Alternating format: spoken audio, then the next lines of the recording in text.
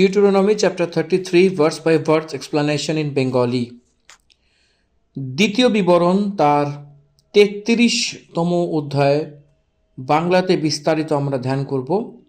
অনুগ্রহ করে আপনারা মন দিয়ে মনোযোগ দিয়ে শুনবেন এবং আপনারা আপনাদের পবিত্র বাইবেল গ্রন্থ নিয়ে প্রস্তুত হন এবং যেখানে যেখানে আমি বলবো সেখানে সেখানে আপনারা দাগাবেন এবং লিখবেন যাতে আপনাদের পরে সুবিধা হয়। আসুন আমরা শুরু করি দ্বিতীয় বিবরণ তার 33 অধ্যায়।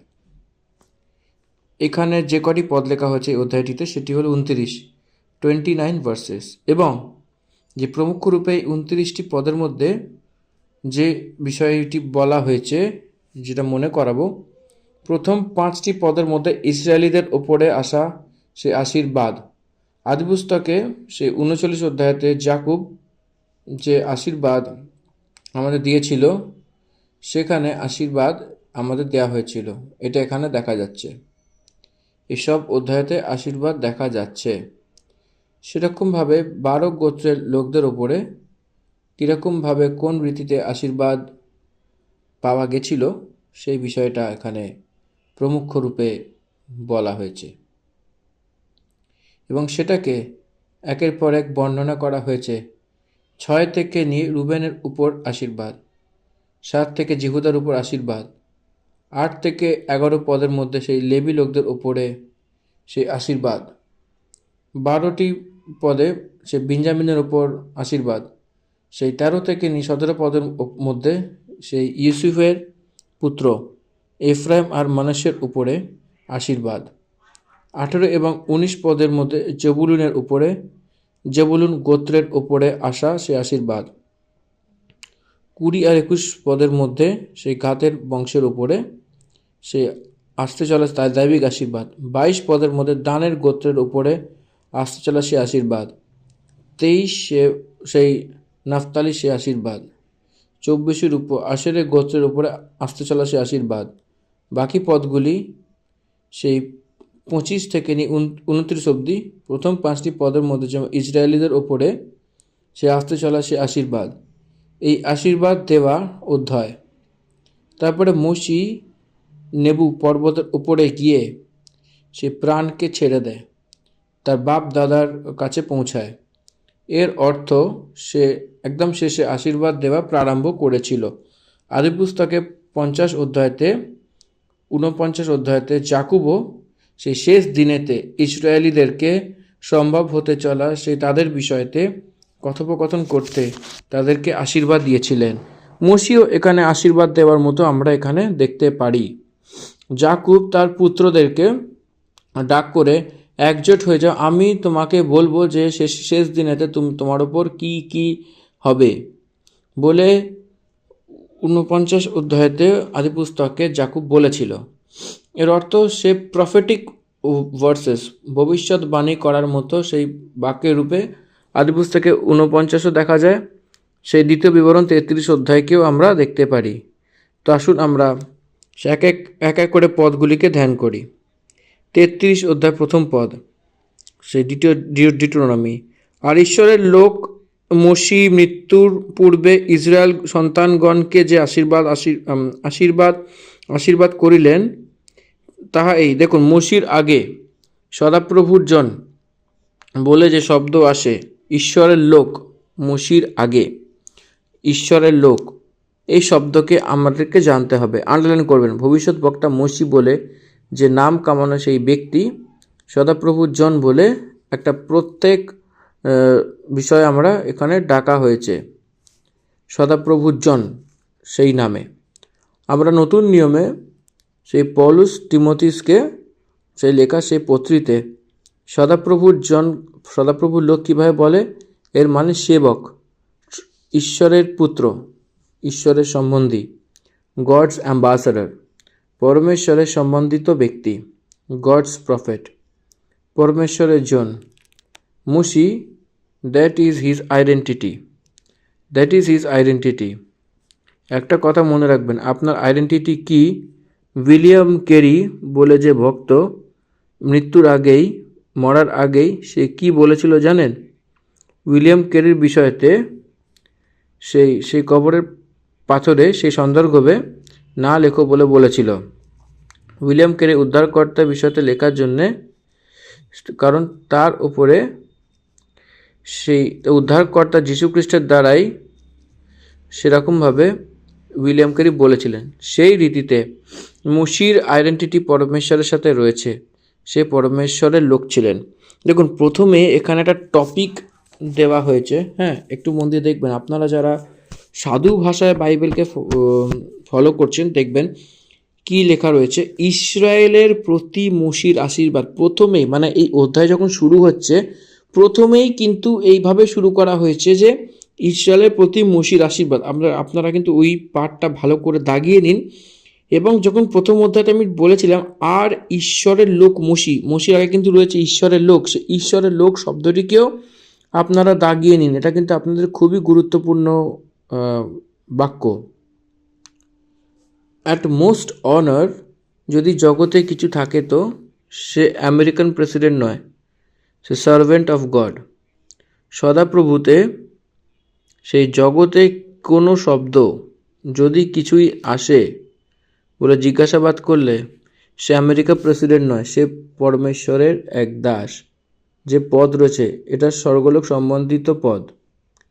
স্বর্গলোক যে সদাপ্রভুর একটা পরছায়া, একটা অধিকারী প্রতিনিধি, পরমেশ্বরের এক প্রতিনিধির রূপে জগতে তার কামকাজ করার একটা অধিকারের প্রতিনিধি হলো ঈশ্বরের দাস। এই জন্য মসি সদাপ্রভুর একজন, সে তার মৃত্যুর পূর্বে ইসরায়েলিদেরকে আশীর্বাদ দিচ্ছিলেন। আপনি মরবার আগে আপনি কাকে আশীর্বাদ দেবেন? এক ব্যক্তি তার জীবন পেতেই শেষের সময় যাওয়াতেই তার ব্যবহার কীরকম হওয়া উচিত সে আশীর্বাদ দেওয়ার মতো বদলাতে হবে। আশীর্বাদ দেওয়ার স্থিতিতে পৌঁছতে হবে। সে এক বিশ্বাসীকে অনুকূল জীবন রয়েছে। আশীর্বাদ দিতে দিতে এটাই বলেছিল যে, সে বলল যে সদাপ্রভু সিনাই থেকে আসে, প্যাস্ট টেন্স, অতীতকাল। শহীদ থেকে সে তার সঙ্গে উদয় হয়েছে, পাস্ট টেন্স। সে পারান পর্বত থেকে তার তেজ দেখিয়েছিল, পাস্ট টেন্স, অতীতকাল। এবং লাখো পবিত্র মাধ্যমের মধ্যে থেকে এসেছে, পাস্ট টেন্স। এখানে দেখছেন, আপনারা ধ্যান দেবেন, যেরকম সিনাইয়ের দিক থেকে আসা, সেই নির্গমনের পুস্তকে 19-এ সেইর দ্বারা সে উদয় হয়েছিল। সেইর মানে ইউসুফের যে সন্তান থাকার জায়গা, সেই প্রান্তকে সদাপ্রভু ইউসুফকে দিয়েছিলেন। তার সন্তানের লোকেরা ইসরায়েলিদেরকে তার সাথে বিরুদ্ধে দাঁড়িয়েছিল, সেই সময় বিরুদ্ধে দাঁড়িয়েছিল। তার প্রান্তের মধ্যে থেকে ইসরায়েলিদেরকে যেতে দেবে না বলে তারা যখন নির্ধারিত করেছিল, এরকম নির্ণয় নিয়ে যখন বসেছিল, সদাপ্রভু মসিকে বলেছিলেন সেই লোকদেরকে কিছু করো না, পুরো ঘুরে চলে যাবে বলে বলেছিল, পুরো ঘুরে চলে যাবে। তখনও মসি বার্গেনিং করেছিল, আমরা শুধু রাস্তাকে ব্যবহার করে নেব, না জল, না গাছের ফল, না পাতাকে কিছুই ভাঙবো না, আমরা মাথা নত করে চলে যাব বলে বলার সত্ত্বেও তারা মানেনি। তাদের উপরে তলোয়ার চালানোর জন্য সেই সামর্থ্যী লোক ছিল ইসরায়েলি লোকেরা। কিন্তু মসিকে পরমেশ্বর বলেছিলেন, সেইরের পাশে সেই মার্গ থেকে চলে যাও, আমি সেই স্থানকে তাদেরকে দিয়েছি বলে বলেছিল। সেই থেকে উদয় হয়ে পরমেশ্বর, এবং তারপরে লাখো পবিত্র মাধ্যমে এসে পবিত্র লোকেরা, লাখো পবিত্র, সেই লাখো পবিত্রর মানে স্বর্গদূত, সে খরুব আর সারাপোর মাঝে থাকা সেই সদাপ্রভু ঈশ্বর নেমে এসে আমাদের মাঝে এসেছিলেন। তা দক্ষিণ হস্ত তার জন্য সেই জলময় বিধিকে বেরিয়েছিল। সে নিশ্চয়ই দেশ দেশের লোকদেরকে প্রেম করেছিল এবং তার সব পবিত্র লোকেদের তোমার হাতে দিয়ে সে তোমার পায়ের পাশে বসে থাকে, এক এক তোমার বচন দ্বারা লাভ ওঠায়। কার বিষয় এখানে বলা হচ্ছে? সে নিশ্চয়ই দেশ দেশের লোকদেরকে ভালোবাসা দিত বলে যে কথা রয়েছে, সেই ওরা বলে যে শব্দ, এটাই যে যীশু খ্রিস্ট। তার সব পবিত্র লোকেরা তোমার হাতে রয়েছে বলে যখন যীশু খ্রিস্ট, তার সব পবিত্র লোকেরা যীশু খ্রিস্টের হাতে থাকবে। আপনার হরেক পথকে সে পেয়ে লাভপ্রাপ্ত হবে। এর অর্থ হাজার হাজার বছরের পালনে যীশু খ্রিস্টের উপদেশকে হরেক জগৎকে থাকতে চলা বিশ্বাসের সমূহ অঙ্গীকার করবে। মসিহ আমাদেরকে ব্যবস্থা দিয়েছিল এবং সে যাকুবের মণ্ডলীর নিজভাগ করেছিল।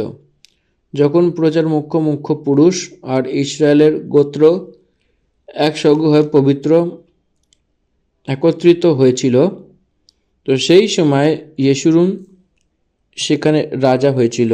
ইয়েশুরুনে রাজা হয়েছিল। এর অর্থ ইসরায়েলে তারা ইসরায়েলের মাঝে সে রাজার রূপে হয়েছিল। যীশু খ্রিস্টের বিষয়তে বলা হয়েছে ইসরায়েলিদের মধ্যে সে রাজা, নিরন্তর যুগ যুগ রাজা, জিহুদীদের রাজা, যে প্রভু যীশু খ্রিস্টই রয়েছে। 6 পদে রুবেনের বিষয়তে বলেছিল, ধ্যান দেবেন। রুবেন বাঁচিয়া থাকুক, তাহার মৃত্যু না হোক, তথাপি তাহার লোক অল্প সংখ্যক হোক বলে এখানে বিস্তারিত বলা হয়েছে। রুবেনের যে ফ্যামিলি, যে পরিবার, তারা বিস্তার রূপে যেন বংশ বিস্তার করে এবং রুবেনের যে বংশ যে রয়েছে বৃদ্ধি হবে না। কারণ কি? আদিপুস্তকে 49 অধ্যায়তে 3 আর 4 পদে আমি পড়ছি, দেখুন যাকুব এখানে কি বলছে। হে রুবেন আমার পুত্র, তুমি আমার জ্যেষ্ঠ, তুমি আমার বল, তুমি আমার প্রথম ফল। প্রতিষ্ঠার উত্তম ভাগ এবং শক্তির উত্তম ভাগ তুমিই হবে।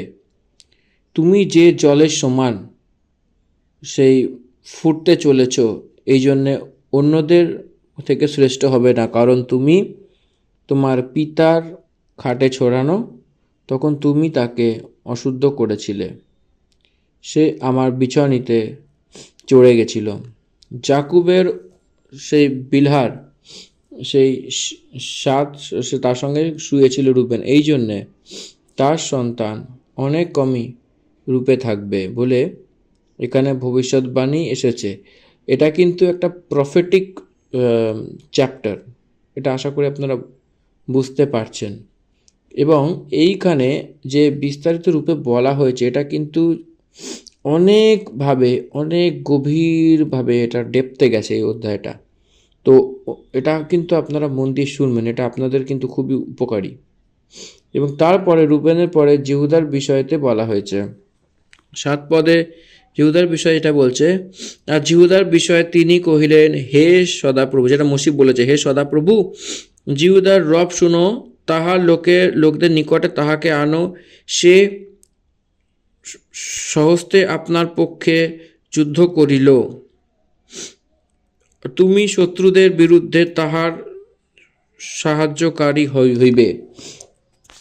কারণ রাজারা এসেছিল এদের মধ্যে, জিহুদার মধ্যে থেকে রাজা লোকেরা আসতে চলেছে ইসরায়েলিদের মধ্যে, জিহুদীর গোত্রের মধ্যে থেকে রাজা লোকেরা আসতে চলেছে। এই জন্য তাদেরকে পরমেশ্বর সহায়ক রূপে বলে যে ভবিষ্যৎবাণী মসিহ দিয়েছেন। তারপরে লেবীর বিষয়তে সে যাজকের রূপে থাকতে চলেছে। যাজকের রূপে ইসরায়েলিদেরকে তাদের মন্দিরে সমাগম তাঁবুতে এরা অগুয়াই করবে। এই জন্যে তাদেরকে, অর্থাৎ লেবী লোকদেরকে কি বলেছিল মসিহ?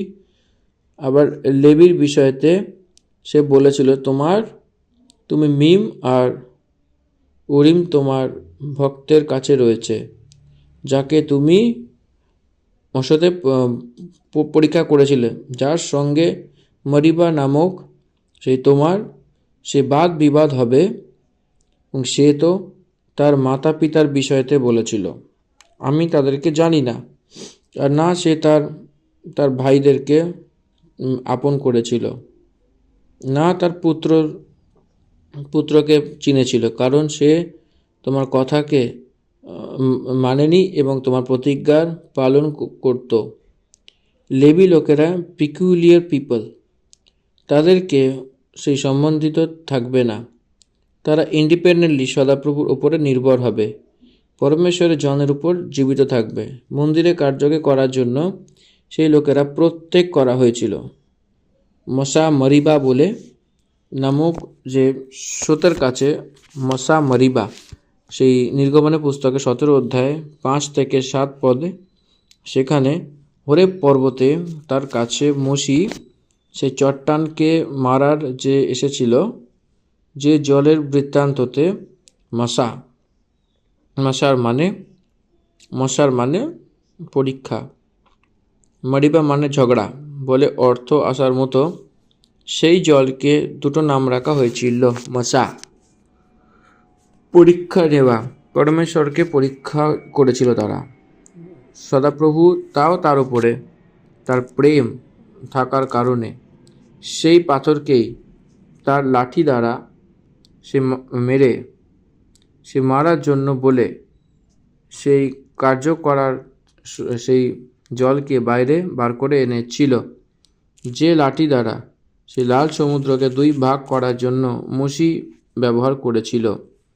সেই হাতে সেই লাঠি দ্বারা সেই পাথরকে মেরে ফেলার কথা বলেছিল। সেই পাথরে মারার সময় সদাপ্রভু সেই চট্টানেতে দাঁড়িয়েছিল।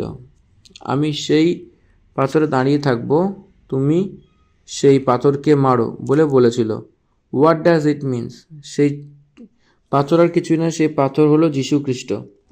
সেই পাথরে যে দাঁড়িয়েছে সে খ্রিস্টই রয়েছে। যীশু খ্রিস্ট ক্রুশে তাকে টাঙানো হয়েছিল, জীবনের জল তার মধ্যে থেকে প্রবেশ হয়েছিল। জীবনের জল যে খ্রিস্ট ক্রুশে দাঁড়িয়েছিল, ক্রুশে যে তাকে মারা হয়েছিল, সে তাদের মধ্যে থেকে এসেছিল। মসি তার লাঠি দ্বারা সেই পাথরকে মেরেছিল জল আসার মতো।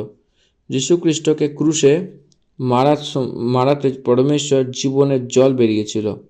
সেই জীবনের জলকে পান করে আমরা আত্মাতে সন্তৃপ্তি পাওয়ার মতো সেই পিপাসা এবং আত্মিক রূপে তৃপ্ত করা সমান।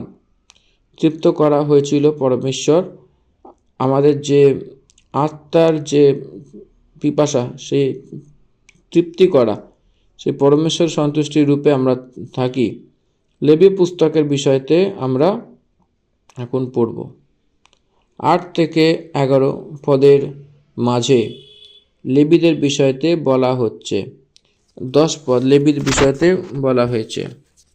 তারা যাকুবকে তোমার নিয়ম এবং ইসরায়েলকে তোমার ব্যবস্থা শেখাবে, এবং তোমার আগে ধূপ এবং বেদির ওপরে স্বর্গ পশু সেটাকে হোম বলি করা হবে। লেবীদের বিধি এটাই যে ইসরায়েলের যে 12 গোত্রের দেশে আধ্যাত্মিক রূপে বাড়াতেই হবে, এবং তাদের বিধির রূপে আমরা দেখতে পাই। হে সদাপ্রভু, সম্পত্তিতে আশীর্বাদ দাও এবং তার হাতের সেবাকে গ্রহণ করো। সেই বিরোধীয় এবং বৈরীয় কোমরের উপর এরকম মারো যে সে আবার উঠতে না পারে। লেবীদের বিরুদ্ধে কেউ যদি ওঠে তো তাকে সদাপ্রভু বিনাশ করে দেবে। আদিপুস্তকে 49 অধ্যায় লেবীদের বিষয়তে 5 পদে এটাই বলছে। শিমন এবং লেবী দুইটা ভাই ভাই, তাদের তলোয়ার উপদ্রবের হাতিয়ার।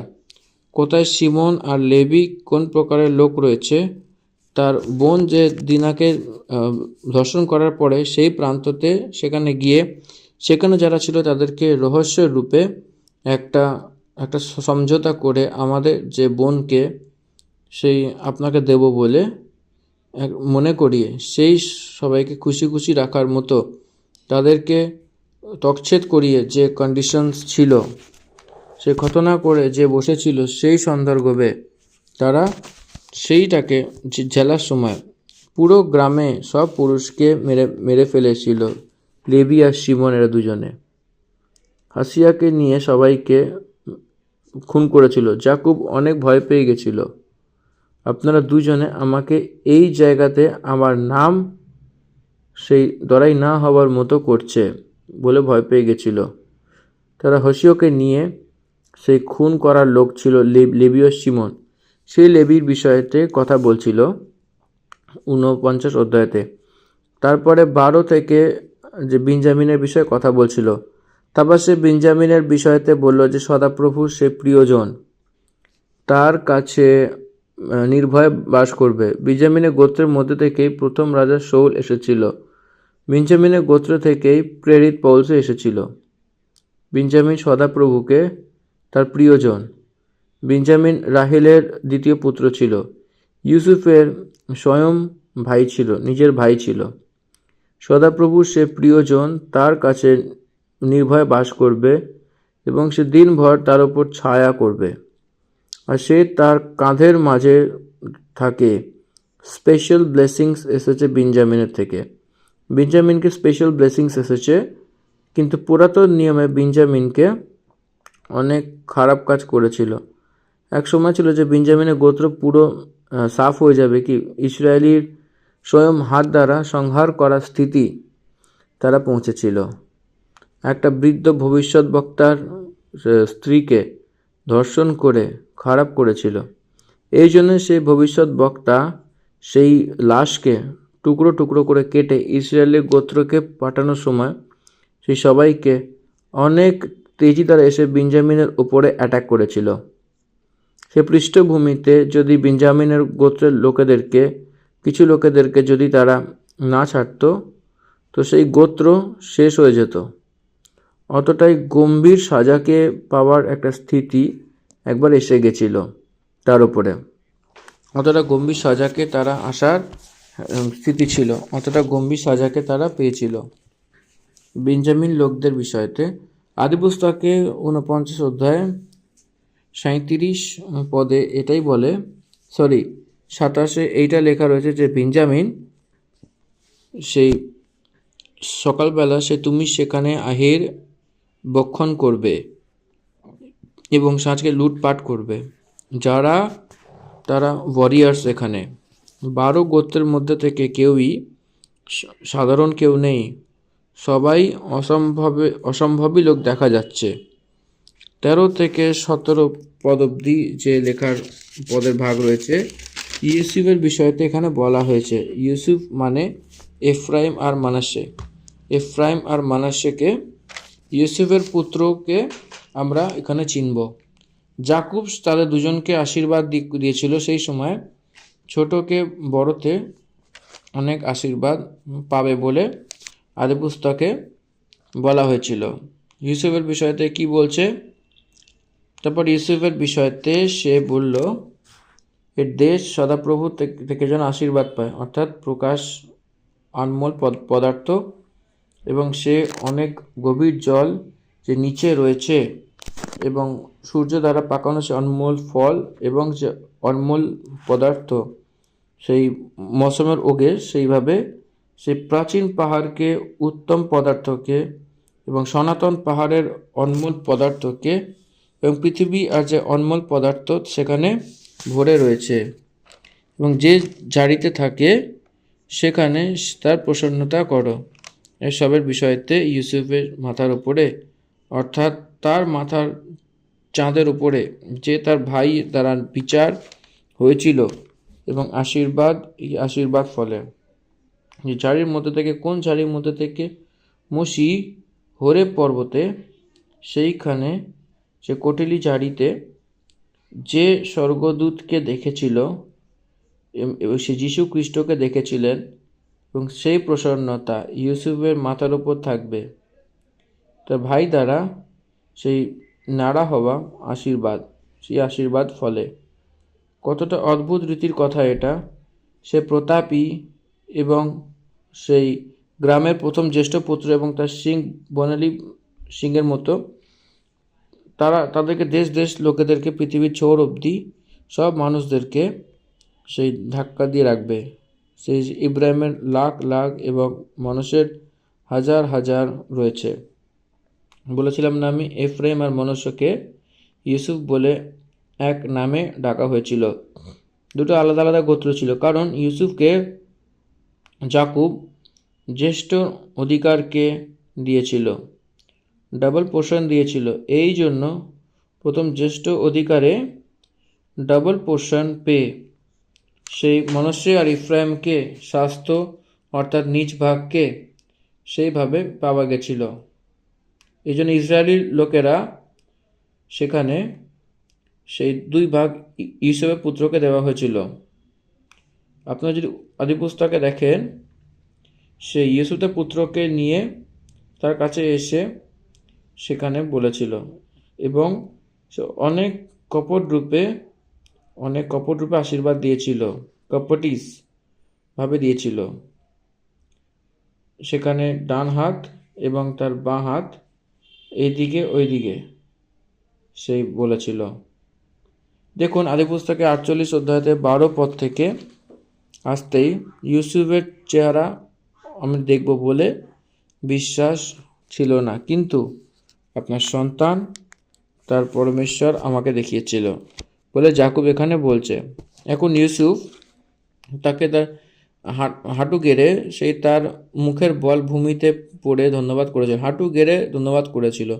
ইউসুফ সেই দুজনকে নিয়ে অর্থাৎ এফরাইমকে তার ডান হাত দ্বারা কি সে ইসরায়েলের বাঁ হাতে পড়ে, আর মনাসেকে তার বাঁ হাত দ্বারা যে সে ইসরায়েলের দক্ষিণ হস্তে পড়ে, তাকে তার কাছে নিয়ে গেছিল। দেখুন মনাসে বড় না ইফরাইম বড় ছোট? মনাসের উপরে দক্ষিণ হস্ত রাখতে হবে বলে ইউসুফ চেয়েছিল, কিন্তু মনাসের উপরে বাঁ হাত রেখেছিল যাকুব। এফরাইমের উপরে ডান হাত রেখেছিল। তখন ইসরায়েল তার দক্ষিণ হস্ত বাড়িয়ে এফরাইমের মাথার উপর যে ছোট ছিল, এবং সে তার বাঁ হাত বাড়িয়ে মনুষ্যের মাথার উপর রেখে দিয়েছিল, এবং সে ইচ্ছা করে এরকম করেছিল। শুধু নয়, সে জ্যেষ্ঠ মনুষ্যে সেই ছিল। সে তারপর ইউসুফকে আশীর্বাদ দিয়ে বলল, সদাপ্রভু যার সম্মুখে আমার বাপ দাদা আব্রাহাম এবং ইসাক চলে, সেখানে সদাপ্রভু আমার জন্ম দ্বারা আজকের দিনে আমার চড়বা হয়ে যাবে। সেই সময় ইউসুফ বলছিল যে, এখন হাত উল্টো লাগিয়েছিল, মানুষের যে রয়েছে সে অনেক বড়। তখন যাকুব ডেকেছিল যে সে আমি জানি, আপনারা চুপ থাকুন। ইউসুফকে বলেছিল, এফ্রেমকে সদাপ্রভু আশীর্বাদ দিয়েছিল, এই কারণে ব্যবস্থা বিবরণেও এরকমভাবে দ্বিতীয় বিবরণে মুসি কথা বলতে বলতে এফ্রাইমের নামই আগে বলেছিল। সে ছোট হলেও 17 পদে, মনুষ্যের নাম অনেক বড় হলেও সেই অন্য একটা বলেছিল, মানে এফ্রাইমের পরে বলেছিল। এই কারণে এফ্রাইম আর মনাসে আশীর্বাদের একটা ব্র্যান্ড অ্যাম্বাসাডার ছিল। সেরকমভাবে আশীর্বাদ হবে বলে ইসরায়েলিরা নাম যে রয়েছে সেই তাদেরকেই দেওয়ার মতো আমরা দেখতে পাই। তারপরে 18 আর 19 জেবুলুনের বিষয়তে দেখা যাচ্ছিল যে আশীর্বাদ জেবুলুন। তারপর জেবুলুনের বিষয়তে সে বলেছিল যে, হে জেবুলুন, তুমি বাইরে বেরোনোর সময়, এবং হে ইসাকার, তুমি তোমার ডেরাতে আনন্দ করো। এখানে ইসাকারের বিষয়তে এসে গেছে। সে দেশ দেশের লোক থেকে পাহাড়ে ডাকবে, সে সেখান থেকে ধর্ম এবং প্রযত্ন করবে। আদি পুস্তকে 49 অধ্যায় 13 থেকে নিয়ে 15 পদ অবধি জেবুলুনের বিষয়তে এবং জেবুলুনের ভাই যে ইসাকার সেই বিষয়তে বলা হয়েছে। পড়ে নেব। 49 অধ্যায় আদি পুস্তকে 13 পদ। জেবুলুন সমুদ্রের তীরে নিবাস করবে, সেখানে জাহাজের জন্য বন্ধগৃহ হবে। জিওসুর পুস্তক 19 অধ্যায় 10 সে বন্ধগৃহ বিষয়তে বলা হয়েছে। তার পরলা ভাগ সিদোদের নিকটে পৌঁছাবে। 19 অধ্যায় 17 রয়েছে। ইসাকার এক বলবন্ত গাধা, যে পশুদের ভাড়ের মাঝখানে সে তখন থাকতো। তারপরে সে ব্যবস্থা বিবরণ 33-20 সেখানে বলা হয়েছে, মানে দ্বিতীয় বিবরণে আর কি। আসুন পড়ি। তারপর ঘাতের বিষয়তে সে বলল যে, ধন্য সেই জন যে ঘাতকে বাড়ায়, নয়তো সেই সিমনির সমান থেকে যায়, আর সে ভাকে সে বরণ দ্বারা মাথার চাঁদ অবধি ছিঁড়ে ফেলে। আর সে প্রথম অংশ তার নিজের জন্য চুনে নিয়েছিল, কারণ সে থাকার যোগ্য ভাগ রাখা হয়েছিল। তখন সে প্রজার মুখ্য পুরুষের সঙ্গে এসে সদাপ্রভুর সেই দেওয়া ধর্ম এবং ইসরায়েলের সঙ্গে তার নিয়মের প্রতীক প্রতিপালন করেছিল। সেই ঘাদের ওপর পরমেশ্বরের আশীর্বাদ অদ্ভুত রীতিতে আমরা এখানে দেখতে পারি। তার প্রথম অংশই দেওয়া হবে এবং তাকে তাকে চয়েস করেছিল, সে চোজেন, এখানে বলা হয়েছে হি will become a prominent figure in Israel. এবং তারপরে 22 পদে দানের বিষয়তে বলছে, যেহসু গ্রন্থতে 19 অধ্যায়তে 47-48 এটাই লেখা রয়েছে, যে দান যুদ্ধ করে সেই যে দান ওয়ার্ডটা রয়েছে সেই বিষয়ে লেখা রয়েছে, যেটা খুবই খুবই গুরুত্বপূর্ণ। এবং দ্বিতীয় ভাগে বাকিটা আমি বিস্তারিত রূপে আপনাদের সকলকে বোঝাচ্ছি। তো আশা করি আপনারা এই ভাগটা বুঝতে পেরেছেন এবং এইভাবেই কিন্তু আপনাদেরকে পুরোটা ভাবে আমি বোঝাবো এবং আপনারা প্রস্তুত হন। আসুন দেখি আমরা আগে যে বিষয়টা আমরা পড়াশোনা করলাম, যে বিষয় 21 পদ অবধি এবং 22 পদে কিছুটা আমরা ধরেছি। আসুন আমি নতুন করে 22 পদটা আবার আপনার জন্য সাধু ভাষায় পড়ে দিই। আসুন আমরা শুরু করি। আপনারা প্রস্তুত হন এবং যেখানে বলবো অবশ্য করে আপনারা কিন্তু দাগাবেন। আসুন আমরা শুরু করি। আর নাপতালির বিষয় 22 পদ, আর দানের বিষয়ে তিনি কহিলেন, দান সিংহ শাবক যে বাসন হইতে লম্ফ দেয়। এটা কিন্তু দাগিয়ে নিন, এটা খুব ইম্পর্টেন্ট। আবার দানের বিষয়তে সে বলল, দান তো বাসান দ্বারা সেই সিংহের বাচ্চা, ভেরি অ্যাক্টিভ, মোস্ট অ্যাক্টিভ, জিতকে পেয়ে তারা তার নাম রেখে নিয়েছিল। সেই একটা গ্রামে সেই দান বলে এক নাম তারা রেখে নিয়েছিল। 23 পদ, নাফতালির বিষয়তে এখানে লেখা রয়েছে। আবার নাফতালির বিষয়তে সে বলল, হে নাফতালি, তুমি যে সদাপ্রভুর প্রসন্নতা দ্বারা তৃপ্ত এবং সেই আশীর্বাদ দ্বারা পরিপূর্ণ, তুমি পশ্চিম আর দক্ষিণের দেশের অধিকারী হও। পশ্চিম আর দক্ষিণের দেশে আপনাও বলে বলছে। নাফতালি বিষয়তে যাকুব বলেছে। আদিপুস্তকের 49 লেখা রয়েছে, নাফতালি একটা মিথ্যাবাদী, একটা একটা ছেড়ে যাওয়া বিষয়। অনেক দৌড়ে সে দৌড়ায় হিরণী, এই জন্য সে একটা ছেড়ে যাওয়া হিরণীর সমান। তাকে কন্ট্রোল করার কারুর হতে পারে না। সেরমভাবে 24 পদে দিয়েছিল, আশেরের বিষয়তে কথা বলছিল।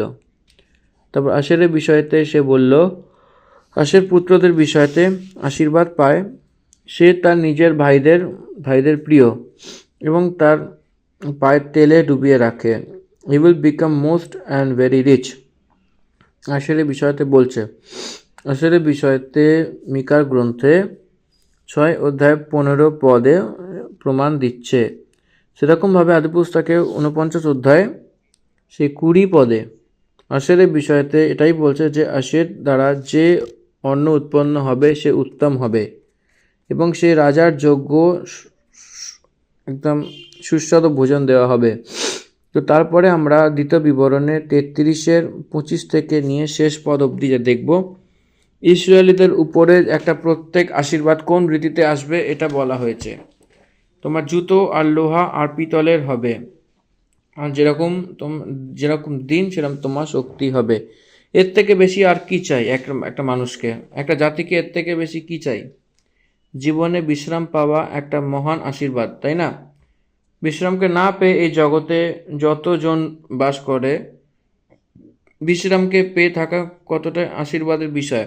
কিন্তু একটা জিনিস আপনারা মনে রাখবেন, আজকাল এই সময়তে কি মানুষ সবসময় নিজের আরামটাই খুঁজতে ভালোবাসে। প্রত্যেকটা মানুষে যত তাদেরকে কম খাটানো যায় তত তারা মনে করবে সেটা কিন্তু মঙ্গল। কিন্তু দিন শেষে না থাকবে তাদের সঞ্চয়, না থাকবে তাদের পকেটে কোনো কিছু টাকা পয়সা। ফলে কি হবে, যে তারা যে একটা কমফর্ট জোনে চলে গেছে, সেই কমফর্ট জোন থেকে তাদেরকে বেরোতে কিন্তু অনেক সময় লাগবে। তো এখানে আশীর্বাদ আর আরামকে এখানে আশীর্বাদ বলা হয়েছে, কিন্তু অ্যাকচুয়ালি হিসেবে দেখতে গেলে সেটা কিন্তু হওয়ার কথা আজকে দৈনন্দিন জীবনে না। এবং বিশেষ করে যারা খ্রিস্ট জীবনযাপন করছেন, খ্রিস্টেতে রয়েছেন, তাদের পক্ষে তো আরাম করা একেবারে আমি বলবো বিধিনিষেধ করা আছে, প্রোহাবিটেড। কেন? কারণ যখন আপনারা প্রভু যিশুর জন্য কাজ করছেন, সেই মুহূর্ত থেকে আপনারা যতক্ষণ আপনাদেরকে ডিনাই করছেন, ঈশ্বরের কাজ কিন্তু আপনারা করতে পারবেন না, একেবারে সেটা মানে অসম্ভবের থেকেও অসম্ভব। মথি লিখিত সুসমাচার 11 অধ্যায়তে 28 পদে কি লেখা আছে একবার আপনারা খুলে দেখুন, পড়ুন, আপনারা বুঝতে পারবেন যে হে যারা ভারাক্রান্ত আমি তোমাদেরকে বিশ্রাম দেবো বলে বলছে। এর মানে কেবল সদাপ্রভুই কাছেই বিশ্রাম আছে। সে ইব্রানীদের পত্রিতে বিশ্রামের বিষয়তে যে কথা বলতে বলতে কি বলেছিল, সদাপ্রভু সন্তানকে বিশ্রাম দেওয়া হয়েছে বলে বলেছে। এই জন্য বিশ্রাম একটা মহান অনুভব, অনেক বড় অনুভব। এই অনুভব তারা পাবে বলে বলেছে। এর থেকে বেশি আর কি চাই? হে ইয়েশুরুন, এর মানে হে ইসরায়েল, ঈশ্বরের তুল্য আর কেহ নাই। হে ইয়েশুরুন, ঈশ্বরের তুল্য আর কেহই নাই। দেখুন এখানে কিরমভাবে কম্প্যারিজন করছে। হে ইয়েশুরুন তার মানে কি? হে ইসরায়েল, ঈশ্বরের তুল্য কোন? ঈশ্বরের তুল্য অদ্বিতীয়, সে কেউই নেই। অদ্বিতীয় মানে দ্বিতীয় ব্যক্তি, যেরকম অন্য ব্যক্তি যেরকম আপনার মতো হয় না, সেই ইসরায়েলের মতো তুল্য কেউই নেই জগতে। এর মানে অতটা ইউনিক অ্যান্ড স্পেশালের রূপে তারা আশীর্বাদিত হবে। আজকে সে জারি হওয়া সব জগতে ইসরায়েল দেশের মতো দেশ কোথাওই নেই। কতটাই সম্পত্তির দেশ কেন না হোক, ইসরায়েলের দেশের সামনে দাঁড়াতে কেউই পারবে না। সে সহায়তা করার জন্য আকাশে এবং তার প্রতাপ দেখিয়ে দেখিয়ে আকাশ মণ্ডলের ওপর সে সাবারি করে চলে। আকাশে মানে আকাশের দিক থেকে আসবে, আকাশকেই একটা সাধনের রূপে বানিয়ে এসে যাবে। এর মানে he don't do any late, he never delay বলে একটা অর্থ আসে। কখনোই সে দেরি করবে না হেল্প করার জন্য। প্রতাপ দেখানোর জন্য আকাশমণ্ডলেতে সে চড়ে আসবে, আকাশমণ্ডলে সে ইসরায়েলের জন্য চলে আসবে। সেই তো যীশুখ্রিস্ট দ্বিতীয় আগমনে মেঘের মধ্যে থেকে আসতে চলেছেন। এই জগতে ইসরায়েলিদের জন্য সে আসতে চলেছেন। তারপরে 27 পদ, অনাদি ঈশ্বর তোমার বাসস্থান, নিম্নে অনস্থায়ী বহু যুগল তিনি তোমার সম্মুখ হইতে শত্রুকে দূর করিবে আর বলিলে বিনাশ করো। সেই আমার চট্টান, সেই আমার দৃঢ় বল, আমার ভরসাদায় পরমেশ্বর। আমি সদাপ্রভু বিষয়ে বলছি। 51 গীতসংগীতাতে দাউদ বলেছিল, এখানে মসি বলছে পরমেশ্বর তোমার গৃহধাম, সে আপনার নিবাস স্থান। He is a hiding place, a dwelling place. সদাপ্রভুর ডুয়েলিং প্লেস হলো ইসরায়েল। কতটাই না সুন্দর লাগছে শুনতে।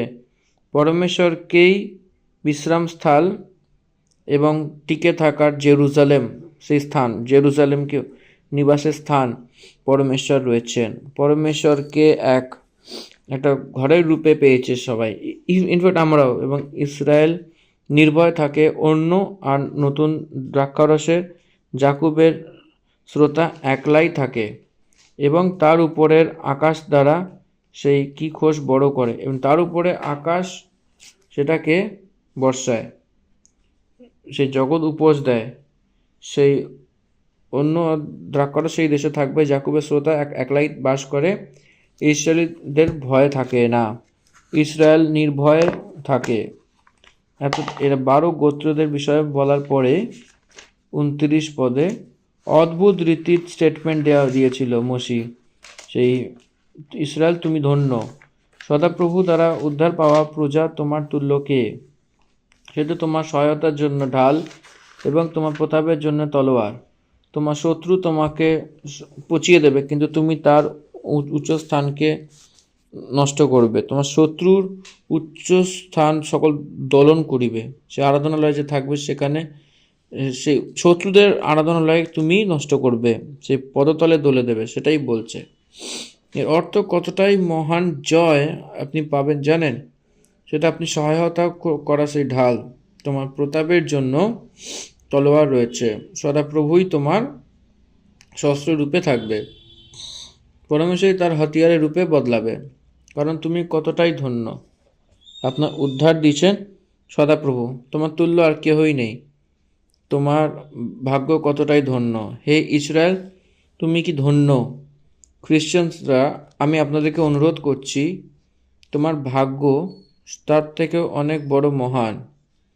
ইসরায়েলের থেকেও খ্রিশ্চানদের ভাগ্য অনেকটাই মহান ধন্য, যে ইসরায়েলিদের নয়, সেই মহানতা যে যীশু খ্রিস্টতে সে বিশ্বাস করেছে, সেই সব লোকদেরকে সদাপ্রভু অনুগ্রহ প্রদান করেছেন।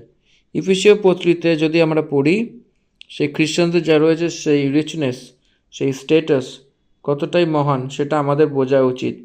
খ্রিশ্চানরা, সত্য খ্রিশ্চান যারা, যদি আপনার স্ট্যাটাসকে আপনি জানতে চান, ইফিসীয় পত্রিকে ধ্যান করুন। আপনি বুঝতে পারছেন? এই জন্য এই অধ্যায়কে আমরা সমাপ্ত করার আগে আমি আরেকটি বার বলছি, ইসরায়েলের ভাগ্য অনেক মহান বলে মসি বলছে এই অধ্যায়তে। নিজের জীবনে যীশু খ্রিস্টকে পেয়ে তার ভাগ্য তার থেকেও অনেক মহান, সেই ধন্য। এখানে আমরা 33 অধ্যায়কে সমাপ্ত করব এবং 29 অধ্যায়টা আমি আরেকটিবার ভালো করে পড়ে দিই, পড়ে আপনাদেরকে বুঝিয়ে অধ্যায় সমাপ্ত করছি। হে ইসরায়েল, ধন্য তুমি, তোমার তুল্য কে? তুমি সদাপ্রভুর কর্তৃক নিস্তার প্রাপ্ত জাতি। তিনি তোমার সাহায্যের ঢাল, তোমার ঔৎকার্যের খড়গ। তোমার শত্রুগণ তোমার কর্তৃত্ব স্বীকার করিবে, আর তুমি তাহাদের উচ্চস্থলী সকল দলন করিবে। মানে এখানে তুমি শত্রুদের উপর পা দিয়ে চলবে। এবং ইসরায়েল যেখানে বলছে সদাপ্রভু তোমার নিস্তারপ্রাপ্ত জাতি, হে ইসরায়েল, ধন্য তুমি, তোমার তুল্যকে। ইসরায়েলের তুলনা এই জগতে আর কেউ নেই, কোনো দেশ নেই। এবং ঈশ্বর হলো আমাদের একটা সাহায্যের ঢাল, আর ডুয়েলিং প্লেস, হাইডিং প্লেস, যেখানে আমরা লুকাতে পারি কোনো বিপদ আপদ হলে, যাতে ঈশ্বর আমাদের সঙ্গে থাকে এবং আমরা যেন শত্রুকে হারাতে পারি। এখানেই বিস্তারিত 29 অধ্যায় সমাপ্ত হলো। 29 পদ আমি সমাপ্ত করছি পড়ে। এখন 29 পদটা আমি বোঝালাম এবং এইভাবেই আমি দ্বিতীয় বিবরণে 33 অধ্যায়কে সমাপ্ত করছি। ঈশ্বর আপনার সকলকে আশীর্বাদ করুক। ধন্যবাদ। Amen. End of Deuteronomy chapter 33. Thank you. Amen. God bless you all.